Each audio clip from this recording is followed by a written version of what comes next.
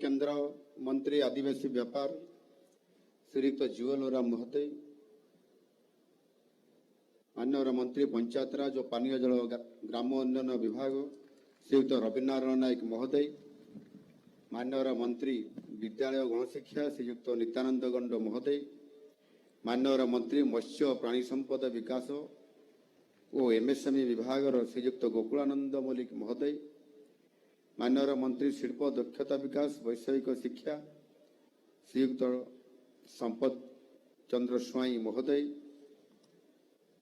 माननीय मंत्री जंगल परिवेश और जलवायु परिवर्तन श्रीयुक्त गणेश राम सिंह खुंटिया महोदय, विद्यालय गणशिक्षा विभाग कमिशनर तथा शासन सचिव एन तिरुमला नायक, एमएसएमई विभाग कमिशनर तथा शासन सचिव श्रीमती रश्मिता पंडा, एठारे उपस्थित विभिन्न विभाग उपस्थित समस्त पदाधिकारी, नवनियुक्त अधिकारी एवं कर्मचारी वृंद, नवनियुक्त एठी उपस्थित समस्त तांकर परिवार वर्ग, गणमाध्यम प्रतिनिधि वृंद, समृद्ध विकसित ओडिशा गठन रे भाग नेबाकु जाउतबा समस्त नवनियुक्त माननकु मोर आंतरिक अभिनंदन एवं शुभेच्छा। आज एठारे उपस्थित थिबा प्रत्येक नवनियुक्तंकर जीवन रे एक नूतन अध्याय जोड़ी हेबा पई जाउछि, जहा तांकर व्यक्तिगत जीवन सहित राज्यर विकास रे निश्चित भाव रे एक प्रमुख भूमिका ग्रहण करिवो। आज नवनियुक्ति मेला, आज नियुक्ति मेला आम समस्त नियुक्ति एवं दक्षता विकास माध्यम रे युवपीढ़ी को सशक्त करने पाई राज्य सरकार प्रतिबद्धता को ये प्रतिफलित करुछि। 2 वर्षर कम समय मध्य आमे आज 15तम नियुक्ति मेलार आयोजन करि पारिछु। एठारे आनंदर विषय जे समस्तंकर पाई निश्चित भाव ठारू बड़ आनंद आ कौन बा थाई पारे। आमर पिला माने कठिन परिश्रम करी घात प्रतिघात विभिन्न परीक्षा देई एठारे आज सेमाने पहुंच पारिछंती। एनु निश्चित भाव सेमानकर परिश्रम विश्वास भरोसार आज विजयी आज होइछि। एही मेला सेमानकर निश्चित भाव मु कहिबी विजयर प्रतीक। आम सरकार आसबार मात्र 22 मास भितरे आमे आज को मिसाई 15टी नियुक्ति मेलार आयोजन आमे करि पारिछु। आज आमे एककालीन भाव 7टी विभाग 4623 जन को ये नियुक्ति प्रदान करिछु। अर्थात गत 2024 जून मासर आज सुधा सरकारी चाकरी रे 44,082 जन को नियुक्ति प्रदान आम सरकार आसबार आम सरकार ये काम कर सारे। 2 वर्ष पूर्ण है नहीं एवं 44,000 रु अधिक समस्त विभिन्न विभाग नवनियुक्त युवक युवती मान को चाकरी देवा ये निश्चित भाव ओडिशा राजनीतिक इतिहास रे एक बड़ घटना। यशस्वी प्रधानमंत्री नरेंद्र मोदी जी तांका मार्गदर्शन रे एक विकसित राष्ट्र विकसित राज्य गठन पाई आमर संकल्प एथिरे निहित अछि। सही संकल्प को साकार करिबारे एही नियुक्ति मेलार भूमिका गुरुत्वपूर्ण। आपण माने राज्य सरकार विभिन्न योजनार सफल रूपायन करी समृद्ध ओडिशा निर्माणर प्रत्येक पथ को मजबूत करबा पाई समर्पण मनोभावना रे आपण माने निजको नियोजित करिवे बोली मु आपण मान को निकट रे आशा करूछि।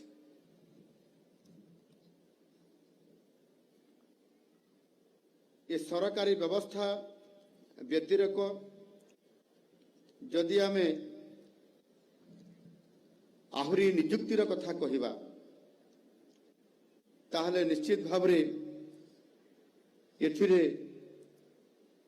बेसरकारी स्तर रे मध्य एवं विशेष करी आमे जदि शिल्प विभाग गुड़ी को ऊपर फोकस करवा शिल्प विभाग रे ताहले गत 22 मास मध्यरे अनेक योग्य युवक युवती मानकु एथिरे नियुक्ति आम सरकार ये नियुक्ति प्रक्रिया माध्यम रे कराइछंती एवं समानंकर संख्या भी कम नुह समानंकर संख्या होउछि 92,000 रु अधिक आज आम सरकार आसिबार 22 मास मध्यरे 92,000 रु अधिक युवक युवती को आम शिल्प विभाग रे एवं अन्य विभाग रे आज समानकु नियुक्ति प्रदान करिबारे आम सरकारंकर प्रत्यक्ष भाव रे एथिरे नियुक्ति माध्यम रे करिबारे सक्षम होई पारिछंती एनु सरकारी स्तर रे 44,082 जन एवं बेसरकारी स्तर रे 92,000 समुदाय जदि आम नेबा ताहले आम सरकार आसिबार 22 मास मध्यरे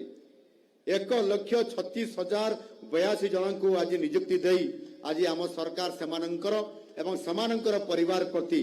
आस्था भाजन हवा सहित से परिवार को सुख शांति आनिबारे से परिवार रे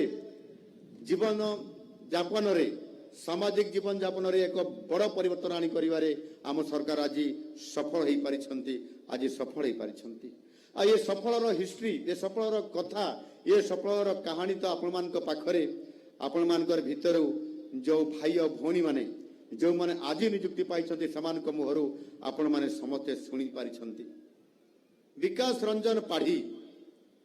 असिस्टेंट इंडस्ट्री ऑफिसर हिसाब से आज योगदान करिछंती सुंदरगढ़ रो विकास रंजन पाढ़ी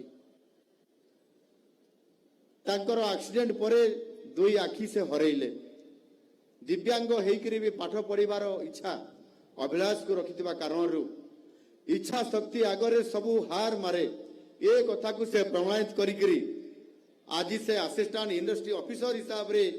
ओडिशा सरकार जगदबा गोटिए बहुत बड़ कथा तांको पाई बहुत जोरदार करताली दबा पाई मु आपण मानको समस्त को आह्वान करुछि सेही बड़ी भाव रे Abhishek Pradhan assistant conservator of forest Kandhamal Anjali Munda मोर केन्दुझर जिलार घटगां ब्लॉक रो एक छोटिया गाँव रु आसीथिबा अंजली मुंडा जे कि टीजीटी आर्ट्स टीचर हिसाब रे नियुक्ति पाइबा एक साधारण परिवार रे जे कि दिन मजूरिया हिसाब रे काम करुथुबा केन्दुझर रो एक उपांत अंचल आदिवासी मुंडा संप्रदाय रो परिवार रो से केते संघर्ष करके आज तांको परिवार रो तांको अंचल एकमात्र झियो आज नियुक्ति पाइला तांको से घर परिवार साई पड़िशा केते बा खुशी और आनंद पाई नथिबे सेही बड़ी भाव रे तपस्विनी प्रियदर्शिनी माइनिंग ऑफिसर भावे खर्दा आज से एठी आपण मानकर पाखरे तांकर मर्तव्य से रिमार्क्स देले मोर केन्दुझर जिल्ला रे प्रतिष्ठित थिबा से गवर्नमेंट कॉलेज ऑफ इंजीनियरिंग रे ए टेक्निकल इंजीनियरिंग कॉलेज रे से माइनिंग विभाग रो नैगिरी से कृतित्वर सह हासिल करला परे आज आम सरकारंकर आज माइनिंग ऑफिसर हिसाब रे आज से जॉइन करबा निश्चित भाव रे ता पय जहाँ भी चैलेंज थाउ ना कहीं आज जने भौणी आज से कंपटीशन रे आज नियुक्ति पाइबा ये बहुत बड़ गोटे कथा एनो निश्चित भाव रे मु ये कथा कहबा पय आज चाहूची जे एभली एक सुजोग एभली एक अपॉर्चुनिटी आज सही ओडिशार एवं जगतर बड़ ठाकुर श्री जगन्नाथंकर आशीर्वाद रु आज आपण माने सौभाग्य प्राप्त होइछंती एवं ये नियुक्ति मेला रे कृतकार्य होई आज आम सरकार को निश्चित भाव रे आपण एक शक्तिशाली करबा पई समृद्ध ओडिशा बनैबारे विकसित ओडिशा बनैबारे भागीदारी तो होइछंती ता सहित निज परिवार रो निज पिता मातांकर आपण माने श्रद्धार भाजन हेई पारिछंती काहेकि ना आज आम गहन रे उपस्थित थिबा केंद्र मंत्री माननीय श्री जुएलराम महोदय आपण मानकर पाखरे आपण मानकर विषय रे से सुंदर कथा कहूतिले परिवार जेते बेले आपण माने चाकरी पाई पारु नाहंती इंटरव्यू दउछंती परिवार अर्थ श्राद्ध होउची परिवार रे अशांति बढ़ुची एवं सेते बेले आपण अनादर हे जाउछंती एवं आपण माने निजर कॉन्फिडेंस को नहीं करी निजर अध्यवसाय को नहीं करी कठिन परिश्रम करी समय दे जेते बेले आपण माने इंटरव्यू रे पास करके जिते निजुक्ति पाइबार सुजोग पाउछंती सेही परिवार रो से बापा हुअंतु माँ हुअंतु भौणी हुअंतु भाई हुअंतु एवं से कहते जे निजर जदि विवाहित होइछंती निजर स्त्री भी हो केते आदरता पर आपण मानकर पाखरे बढ़ी जाउथबो ये कथा को से आपण मानकर सामना रे एठी उपस्थापना करिथिले। वास्तविक आज आम सरकार आसीबारे अंततः पक्षे माननीय केंद्र मंत्री जुएल राम से कथा को आज बहुत भल भाव में बुझी पारिछंती एवं आज मध्य ये काम को आज उद्यम जारी रखी आज सफल नेतृत्व दे पारिछंती। एणु निश्चित भाव में आज आमको अधिक प्रेरणा देथिबा उत्साह करथिबा माननीय केंद्र मंत्री जुएल राम को मु शत धन्यवाद दउछि।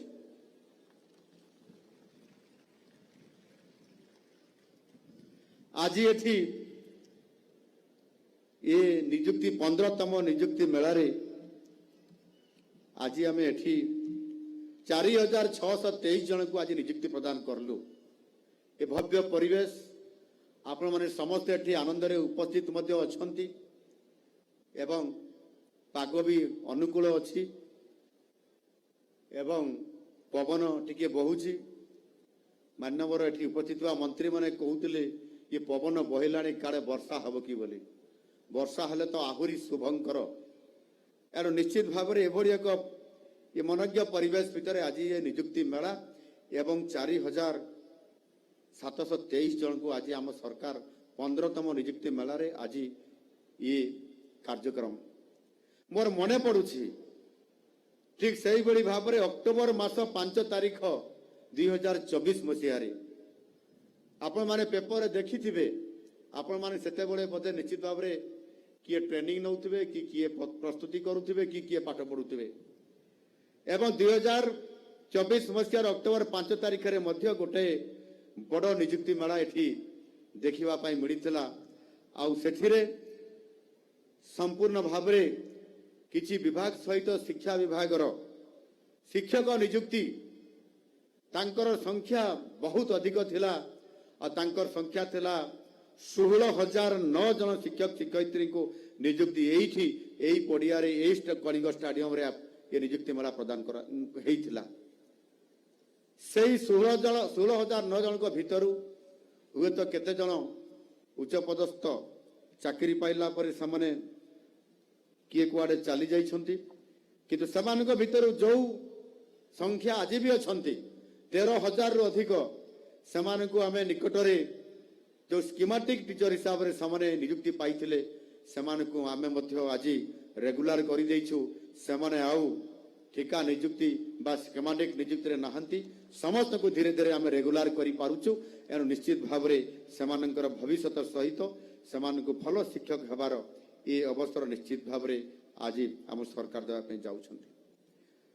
शासन प्रशासन व्यवस्था रे सरकारी अधिकारी माने सबुठार गुरुत्वपूर्ण भूमिका ये निर्वाह करिथांती।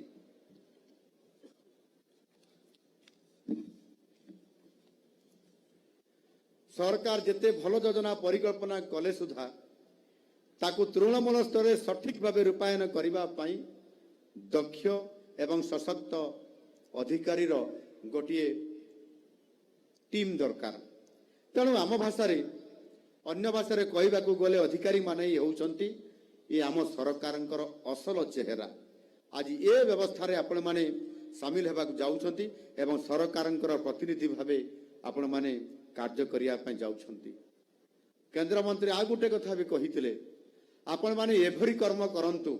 आपण माने एभरी सेवा करंतु ये मु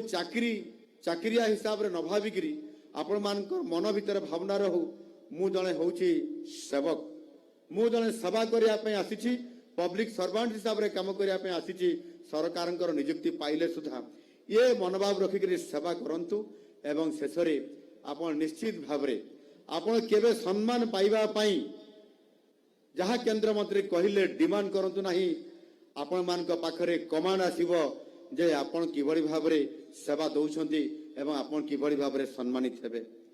आज रही कार्यक्रम रे विभिन्न विभाग रो जो अधिकारी को नियुक्ति दिया जाउची। ओडिशार समृद्ध भारतर चाबिकाठी होउची गुणात्मक शिक्षा। एहा को दृष्टि रे रखी आम सरकार ସମସ୍ତଙ୍କ ପାଇଁ ଅନ୍ତର୍ଭୁକ୍ତିମୂଳକ ଏବଂ ଗୁଣାତ୍ମକ ଶିକ୍ଷା ସୁନିଶ୍ଚିତ କରିବା ପାଇଁ ନୀତି ପ୍ରଣୟନ କରିଛନ୍ତି। ଆଜି ବିଦ୍ୟାଳୟ ଗଣଶିକ୍ଷା ବିଭାଗ ଅଧୀନରେ ସରକାରୀ ଉଚ୍ଚ ମାଧ୍ୟମିକ ବିଦ୍ୟାଳୟ ନିମନ୍ତେ 8,998 ଜଣ ପିଜିଟି ଶିକ୍ଷକ ଏବଂ ମାଧ୍ୟମିକ ବିଦ୍ୟାଳୟରେ 3,215 ଜଣ ଟିଜିଟି ଶିକ୍ଷକ, ଏହିଭଳି ଭାବରେ ସମୁଦାୟ 4,113 ଜଣ ଶିକ୍ଷକଙ୍କୁ ଆଜି ନିଯୁକ୍ତି ଦିଆଯାଇଛି। ଶିକ୍ଷକତା ଏକ ଆଦର୍ଶ ବୃତ୍ତି। ଶିକ୍ଷକ ହିଁ ସମାଜର ଆଦର୍ଶର ସ୍ତର ସେ ନିର୍ଦ୍ଧାରଣ କରିଥାଏ। ତେଣୁ ରାଜ୍ୟରେ ଶିକ୍ଷା ବ୍ୟବସ୍ଥାକୁ ସୁଦୃଢ଼ କରିବା ଆମ ସମସ୍ତଙ୍କର ଇଏ ହେଉଛି ଆମର ମୂଳ ଲକ୍ଷ୍ୟ। ଏହି ଦିଗରେ ଆମେ କାର୍ଯ୍ୟ ଆରମ୍ଭ କରିସାରିଛୁ। ଆମର ଏହି ପ୍ରୟାସ ଆଗାମୀ ଦିନରେ ମଧ୍ୟ ଜାରି ରହିବ। ନିକଟରେ ଆମ ସରକାର ଏକ ଯୁଗାନ୍ତକାରୀ ପଦକ୍ଷେପ ଗ୍ରହଣ କରି 2023-24ରେ ଯେଉଁ ନିଯୁକ୍ତି ଦେଇଥିଲେ, ସେଥିରେ ଆମେ ସେମାନଙ୍କୁ ଯେଉଁ କଥା ମୁଁ ଆପଣମାନଙ୍କର ପାଖରେ ଏ କଥାଟି ରଖିଲି, ତାହା ଆଜି ଆମେ ସମ୍ପାଦନ କରେଇଛୁ ଏବଂ ସେମାନଙ୍କୁ ଧୀରେ ଧୀରେ ସମସ୍ତଙ୍କୁ ରେଗୁଲାର କରାଇବାରେ ଆମେ ସକ୍ଷମ ହେବା ପାଇଁ ଯାଉଛୁ। ଏବଂ ଶିକ୍ଷା କ୍ଷେତ୍ରରେ ଏକ ସ୍ଥିରତା ଆସିଲେ ଏବଂ ସେଥିରେ ଧୀରେ ଧୀରେ ନିଶ୍ଚିତ ଭାବରେ ଶିକ୍ଷାର ଗୋଟିଏ ମନୋଜ୍ଞ ପରିବେଶ ସହିତ ଏକ ଆଦର୍ଶ ବିଦ୍ୟାଳୟ, ଏକ ଆଦର୍ଶ ଶିକ୍ଷକ ହିସାବରେ ସେ ବିଦ୍ୟାଳୟକୁ ଆମେ ଗଢ଼ି ତୋଳିବାର ଯେଉଁ ସଂକଳ୍ପ, ତାହା ନିଶ୍ଚିତ ଭାବରେ ଆଗାମୀ ଦିନରେ ପୁରା କରିବାକୁ ଆମ ସରକାର ସଂକଳ୍ପବଦ୍ଧ। ଆମେ ପୂର୍ବରୁ ବି କହିଛୁ, ଆଗାମୀ 3 ବର୍ଷରେ 45,000 ଶିକ୍ଷକ ନିଯୁକ୍ତି କରିବୁ, ଅର୍ଥାତ୍ ବର୍ଷକୁ 15,000 ଶିକ୍ଷକ ନିଯୁକ୍ତି ଦେବୁ, ଯାହା ଶିକ୍ଷା ବ୍ୟବସ୍ଥାରେ ଯୁଗାନ୍ତକାରୀ ପରିବର୍ତ୍ତନ ଆଣିବ ଏବଂ ସରକାରୀ ବିଦ୍ୟାଳୟରେ ଶିକ୍ଷାର ଗୁଣାତ୍ମକ ମାନକୁ ଆହୁରି ଉନ୍ନତ କରିବାରେ ଆମ ସରକାର ସକ୍ଷମ ହେବେ। ଜାତୀୟ ଶିକ୍ଷାନୀତି 2020 ସହ ସମନ୍ୱୟ ରଖି ଆମ ସରକାର PM-ଶ୍ରୀ ଯୋଜନା ଆଉ ଏ ଅଧୀନରେ ରାଜ୍ୟରେ ଆମେ ପ୍ରାୟ 762ଟି ସ୍କୁଲକୁ ଆମେ ଆଦର୍ଶ ସ୍କୁଲ ଭାବରେ ଆଜି ବିକଶିତ କରିବା ପାଇଁ ଯାଉଛୁ। ଗ୍ରାମ ପଞ୍ଚାୟତ ସ୍ତରରେ ଗୋଟିଏ ଗୋଟିଏ ଆଦର୍ଶ ପ୍ରାଥମିକ ବିଦ୍ୟାଳୟ ବିକଶିତ କରିବାର ଲକ୍ଷ୍ୟ ଏ ଯୋଜନା ଆମ ସରକାର ଆଜି ରଖିଛନ୍ତି। ଆଉ ସେଥିପାଇଁ ଗୋଦାବରୀଶ ମିଶ୍ର ଆଦର୍ଶ ପ୍ରାଥମିକ ବିଦ୍ୟାଳୟ ପ୍ରତ୍ୟେକ ପଞ୍ଚାୟତରେ ଗୋଟିଏ ଗୋଟିଏ ହେବା ପାଇଁ ଯାଉଛି ଏବଂ ସେଥିପାଇଁ ପ୍ରତ୍ୟେକ ବିଦ୍ୟାଳୟ ପାଇଁ 5 ଏକର ଜମିର ଆବଶ୍ୟକ ଏବଂ ଗୋଟିଏ ଗୋଟିଏ ବିଦ୍ୟାଳୟରେ ଆର୍ଥିକ ବ୍ୟବସ୍ଥା ତାର ଭିତ୍ତିଭୂମି ପାଇଁ ଖର୍ଚ୍ଚ ହେବ 6 କୋଟିରୁ 7 କୋଟି ଟଙ୍କା ପର୍ଯ୍ୟନ୍ତ ଏବଂ 12,000 କୋଟି ଟଙ୍କା ସେଥିପାଇଁ ରାଜ୍ୟ ସରକାର ଇଏ ବଜେଟରେ ପ୍ରାବଧାନ ରଖିଛନ୍ତି ଏବଂ ପ୍ରଥମ ପର୍ଯ୍ୟାୟରେ 2,200 ଆଦର୍ଶ ବିଦ୍ୟାଳୟ ଏ ନିର୍ମାଣ ହେବା ପାଇଁ ଯାଉଛି ଏବଂ ଶିକ୍ଷାର ଗୋଟିଏ ନିଶ୍ଚିତ ଭାବରେ ଦୃଢ଼ ଏ ଭିତ୍ତିଭୂମି ଆଗାମୀ ଦିନରେ ତିଆରି ହେବା ପାଇଁ ଯାଉଛି। ସେଇଭଳି ଭାବରେ ଆଜି ଆମେ ଆମର ଯେଉଁ ST/SC ବିଭାଗ ଅଧୀନରେ ଥିବା ବିଭିନ୍ନ ଆପଣଙ୍କର ହାଇସ୍କୁଲ ଗୁଡ଼ିକ, ସେଗୁଡ଼ିକରେ ମଧ୍ୟ ଆମେମାନେ ସେ ବିଦ୍ୟାଳୟ ଗୁଡ଼ିକୁ ଅପଗ୍ରେଡେସନ କରୁଛୁ, ଯେଉଁଥିରେ କି ଯେଉଁ ପିଲାଟି 10ମ ଶ୍ରେଣୀ ପାସ୍ କରିଲା ପରେ ସିଏ ଦ୍ୱାଦଶ ଶ୍ରେଣୀ ପର୍ଯ୍ୟନ୍ତ ଅର୍ଥାତ୍ +2 ଲେଭେଲ ପର୍ଯ୍ୟନ୍ତ ପାଠ ପଢ଼ିବା ପାଇଁ ସେଇ ବିଦ୍ୟାଳୟରେ ହିଁ ସେ ଆପଣଙ୍କର ପାଠ ପଢ଼ିବାର ସୁଯୋଗ ଇଏ ପାଉଛି। ଏଣୁକରି ସମ୍ପୂର୍ଣ୍ଣ ଭାବରେ ସରକାରୀ ଖର୍ଚ୍ଚରେ ତାଙ୍କୁ ମଧ୍ୟ ଆମେ ପାଠ ପଢ଼ାଇବା ପାଇଁ ଏବଂ ଯେଉଁଠି ଓଡ଼ିଶାର ଉପାନ୍ତ ଅଞ୍ଚଳ ଅଛି, ଆଦିବାସୀ ଅନୁସୂଚିତ ଜନଜାତି ଅଞ୍ଚଳ ଅଛି, ଯେଉଁଠି ପଛୁଆ ଅଞ୍ଚଳ ଅଛି, ସେ ଅଞ୍ଚଳ ମାନଙ୍କରେ ଆମ ପିଲାମାନଙ୍କୁ ସେମାନଙ୍କୁ +2 ଲେଭେଲ ପର୍ଯ୍ୟନ୍ତ ସରକାରୀ ସ୍ତରରେ ସମ୍ପୂର୍ଣ୍ଣ ନିଃଶୁଳ୍କରେ ପାଠ ପଢ଼ାଇବାର ଇଏ ବ୍ୟବସ୍ଥା ମଧ୍ୟ ଆଜି ଆମ ସରକାର ନିରନ୍ତର ଭାବେ କାମ କରି ସେମାନଙ୍କୁ ପାଠ ପଢ଼ାରେ ପୂର୍ଣ୍ଣ ଶିକ୍ଷିତ କରିବା ପାଇଁ ଏ ଯୋଜନା ରଖିଛନ୍ତି। ପ୍ରଧାନମନ୍ତ୍ରୀ ପୋଷଣ ଯୋଜନା ଓ ମୁଖ୍ୟମନ୍ତ୍ରୀ ପୋଷଣ ଯୋଜନାର ସମନ୍ୱୟରେ ସରକାରୀ ଏବଂ ଅନୁଦାନ ପ୍ରାପ୍ତ ବିଦ୍ୟାଳୟ ଗୁଡ଼ିକର 9ମ ଏବଂ 10ମ ଶ୍ରେଣୀରେ ଅନୁଦାନ ଶ୍ରେଣୀର ଛାତ୍ରଛାତ୍ରୀ ମାନଙ୍କର ପାଇଁ ମଧ୍ୟାହ୍ନ ଭୋଜନର ଏ କାର୍ଯ୍ୟକ୍ରମକୁ ଆମେ ଆଜି ବିସ୍ତାର କରିଛୁ। ଆଗରୁ କେବଳ 8ମ ଶ୍ରେଣୀ ପର୍ଯ୍ୟନ୍ତ ମଧ୍ୟାହ୍ନ ଭୋଜନର ବ୍ୟବସ୍ଥା ଥିଲା। ସେହି ବିଦ୍ୟାଳୟରେ ମଧ୍ୟ ପାଠ ପଢ଼ୁଥିବା 9ମ 10ମ ଶ୍ରେଣୀର ପିଲାମାନଙ୍କୁ ସେଥିରେ ବଞ୍ଚିତ କରାଯାଉଥିଲା। ସେମାନଙ୍କ ମନରେ ଭାବନା ଆସୁଥିଲା ଯେ ଆମେ କି ଦୋଷ କଲୁ ଯେ ସରକାର ଆମକୁ ମଧ୍ୟାହ୍ନ ଭୋଜନର ବ୍ୟବସ୍ଥା କଲେ ନାହିଁ ଏବଂ ଏଇଭଳି ଭାବେ ଆମେ ଭୋକରେ ରହିବୁ। ଏ କଥାକୁ ଆମ ସରକାର ବୁଝିପାରିଲେ, ଏ କଥାକୁ ଆମ ଏ ଗଣଶିକ୍ଷା ବିଭାଗର ମନ୍ତ୍ରୀ ବୁଝିପାରିଲେ ଏବଂ ଦିନେ ସେ ଆସି ମୋତେ କହିଲେ, ମାନ୍ୟବର ମୁଖ୍ୟମନ୍ତ୍ରୀ ମହୋଦୟ,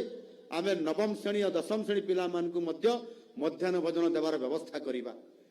ସଙ୍ଗେ ସଙ୍ଗେ ମୁଁ ୟେସ୍ କହିଲି ଏବଂ ତାହା ମଧ୍ୟ ଆଜି କାର୍ଯ୍ୟକାରୀ ହେବାରେ ଲାଗିଛି। ଶିକ୍ଷା କ୍ଷେତ୍ରରେ ବିକାଶ କରିବା ହେଉଛି ଆମର ହେଉଛି ପ୍ରାଥମିକତା। ବିଶ୍ୱସ୍ତରୀୟ ଶିକ୍ଷା ଭିତ୍ତିଭୂମିର ନିର୍ମାଣ ସହ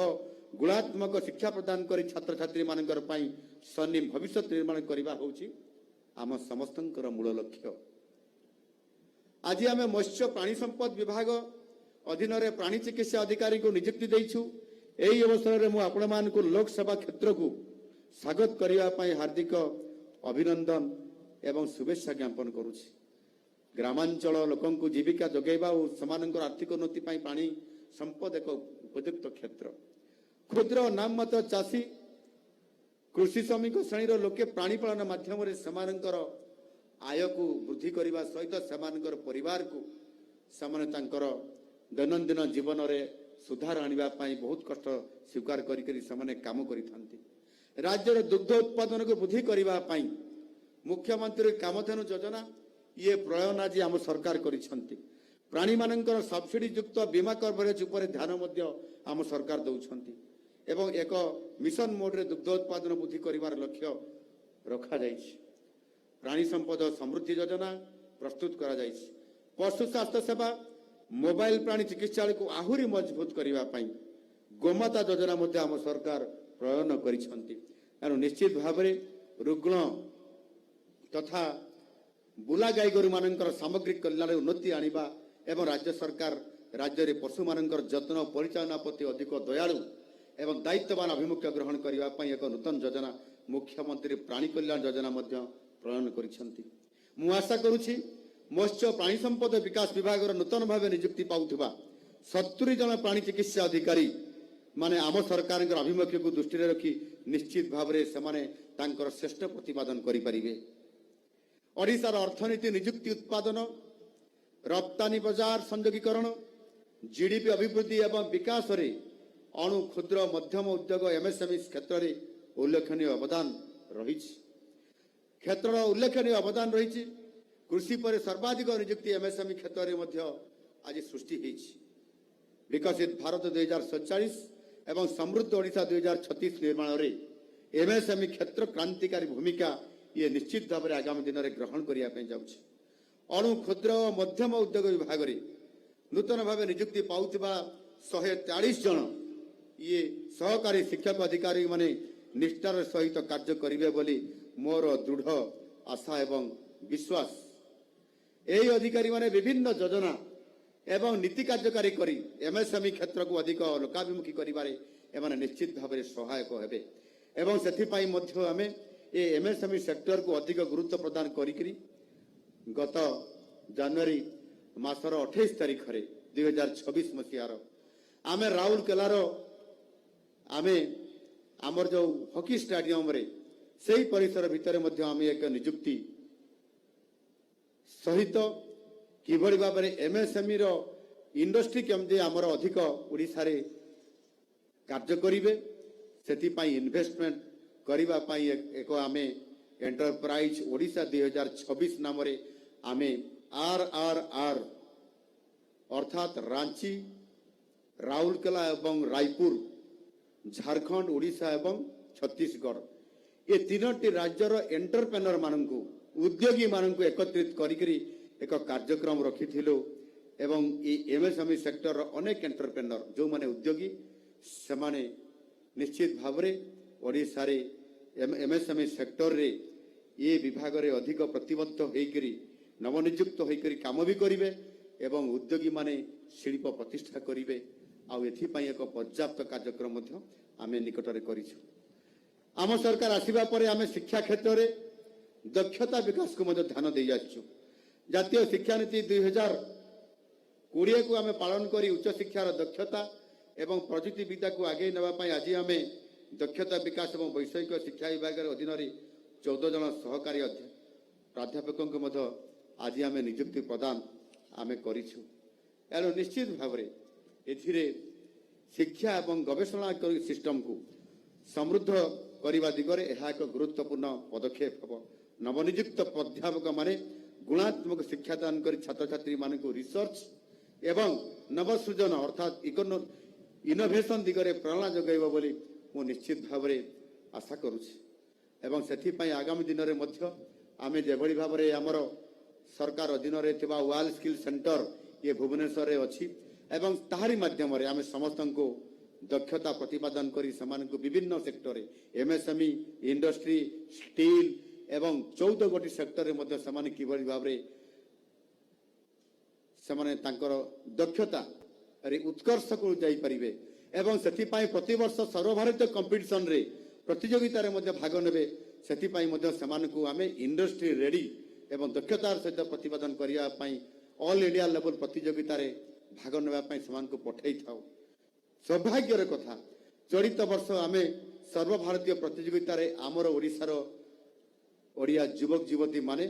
समान एथिरे कृतकार्य होइछंती खाली कृतकार्य हेइ नांती सेमाने कर भितरु प्रतियोगिता रे 57 जन सेतिरे समाने ताकर श्रेष्ठता प्रतिपादन करिकरी ओडिसा को भारत वर्ष रे चैंपियन करिसंती अर्थात नंबर 1 स्थान को आज नै परिसंती ये होउची निश्चित भाव आम सरकार गोटे बड़ ये होउची हमर सुनिश्चितता आम राज्यर विकासर गति को आगे नहीं 52 जन को सरकारी सहकारी निर्वाह जंत्री भाव में दायित्व आज समान को दिया जाइछ एमाने पंचायत राज एवं पानीय जल विभाग अधीन रे कार्य करुछंती पंचायत राज विभाग रे ग्रामीण शासन व्यवस्थार मूल भित्ति अटे मुंड को छात घर को पानी गाँ को रास्ता हाथ को काम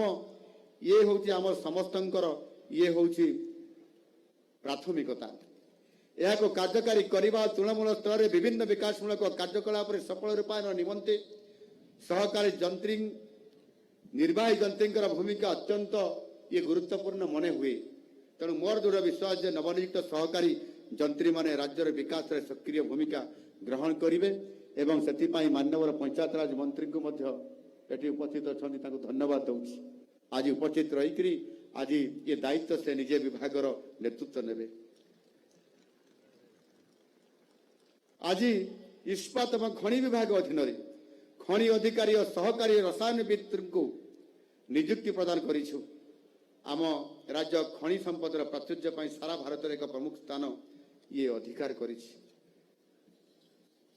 एही समस्त खनिज संपदर उचित मान निरूपण द्वारा उपयुक्त राजस्व संग्रह करिबारे खनि और भूतत्व निर्देशालय अधीन परिचालित रासायनिक गवेषणागार गुड़िकर भूमिका आज दिन में बेस गुरुत्वपूर्ण मन हुए उपयुक्त वैज्ञानिक पद्धति अनुसरण करी स्वच्छतार सहित मान निर्धारण करने उद्देश्य खनि एवं भूतत्व निर्देशालय अधीन आज आम केन्दुझर जोड़ा जाजपुर बलांगीर ब्रह्मपुर संबलपुर केन्दुझर ठारे रासायनिक परीक्षागार प्रतिष्ठा करा सहित भुवनेश्वर रे राज्य गवेषणागार प्रतिष्ठा आज ये करा जाई पारिछि पृथ्वी एवं संपूर्ण सत्तार आधार है जंगल विश्व जलवायु परिवर्तन एवं से जग वृद्धि पाउथबा तापमात्रा चिंताजनक स्तर आज सारा विश्व रे सारा भारत वर्ष रे एवं ओडिशा रे मध्य देखा देलानी एवं से स्तर को पहुंची गलानी ये परिप्रेक्षी जंगल वन्यजंतु मानकर सुरक्षा एवं अभिवृद्धि एकांत आवश्यकता मन हुए यह जंगल पर निर्भरशील व्यक्ति विशेषकर स्वार्थर सुरक्षा मध्य अत्यंत जरूरी ए दिगर जंगल परिवेश और जलवायु परिवर्तन विभागर अति गुरुत्वपूर्ण दायित्व रही आउ बनखंड राज्यर जंगल विभागर ये हूँ तल स्तर संगठन एवं ये हूँ निश्चित भाव में आम समस्त अति गुरुत्वपूर्ण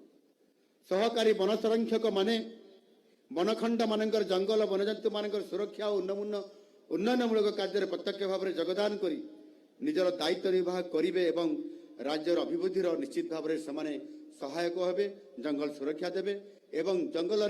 जंगल बाहर मनीष एवं वन्यजंतु मध्य जो लड़े होने निश्चित भाव में एक मध्यम साजिकी मीडिएटर साजिकी तार सुरक्षा करेंगे निश्चित आपण मैंने सबू नवनियुक्त माने राज्यर बृहत्तर स्वार्थ पूर्ण दक्षता और कर्तव्यबोध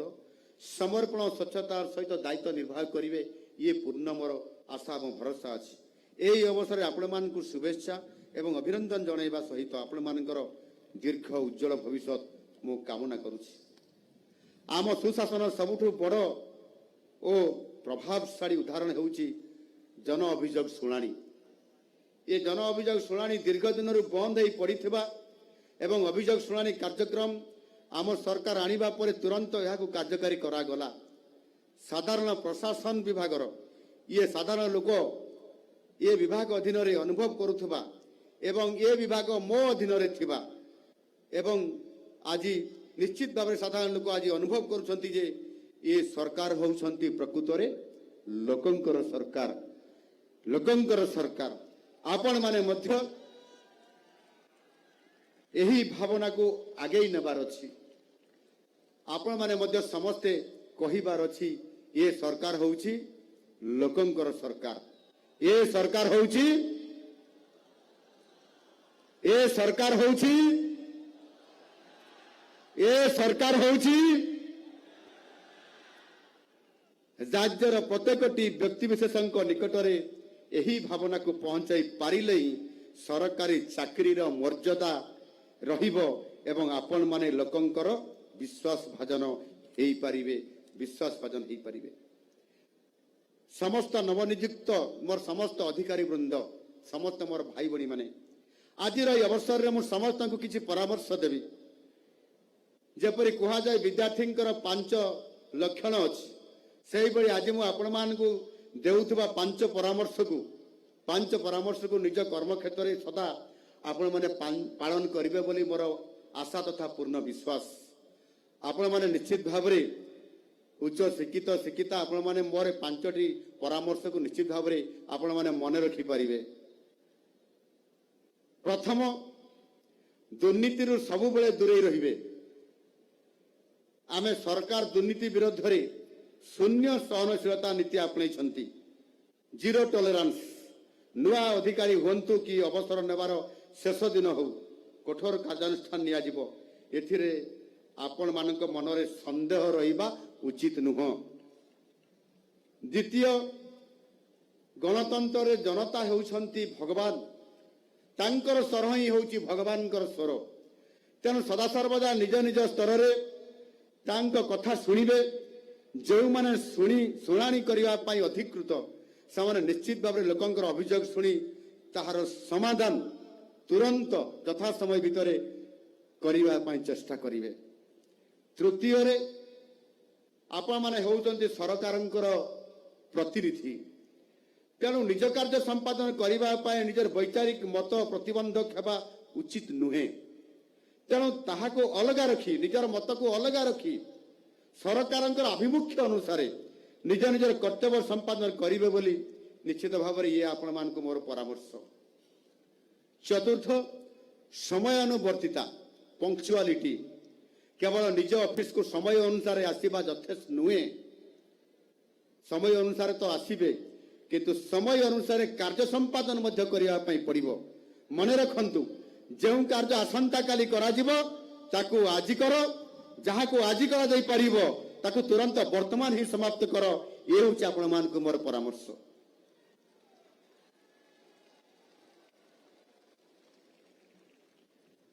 आउ शेष होची पंचम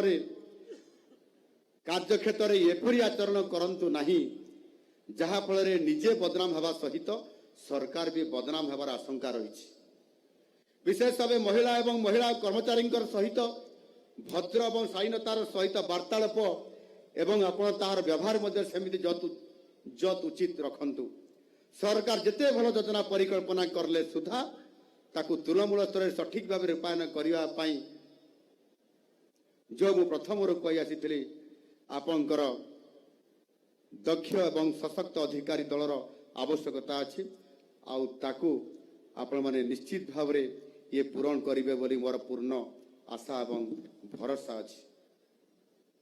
दुर्नीति विरोध में आमर शून्य सहनशीलता नीति महिलांकर प्रति सम्मानजनक व्यवहार आपणकर कार्यशैली मूलदुआ हवा उचित ये फाउंडेशन हवा उचित। ओडिशा आज विकसित भारतर एक शक्तिशाली इंजिन हवा को जाउछि एवं यही यात्रा आपण मानकर अवदान इतिहास रे स्वर्णाक्षर लिपिबद्ध होकर रहिबो एवं आजिर दिनटी मध्य आपण मानकर पाई आपण मानकर परिवार वर्गंग पाई आपण मानकर सांगसाथी मानकर पाई आपण मानकर टीचर मानकर पाई एवं सर्वोपरि आपण माने भल पाउथबा समस्त सरकारंकर विभिन्न विभागर अधिकारी मानकर पाई निश्चित भाव एक स्मरणीय होकर रहिबो। ओडिशा आज विकसित भारतर एक शक्तिशाली इंजिन होगा जाऊँगी एवं यही यात्रा आपण मानकर अवदान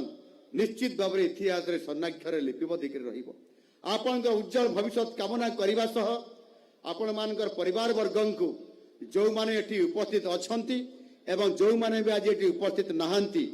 मु समस्त को निश्चित भाव में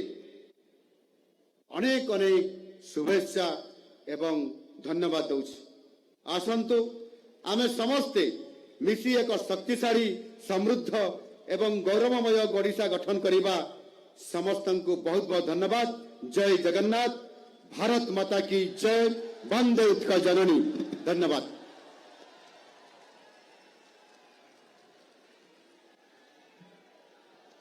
कोटि धन्यवाद माननीय मुख्यमंत्री महोदय आपणकर स्पष्ट निरपेक्ष शब्द आम नवनियुक्त मानू निश्चित भाव में कर्तव्य पथरे निष्ठापर भाव में काम करने को प्रेरित कर अनुरोध करी सम्माननीय आयुक्त तथा शासन सचिव एमएसएमई विभाग रश्मिता पंडा महोदया को अनुष्ठानिक भाव में धन्यवाद अर्पण करेंगे। नमस्कार।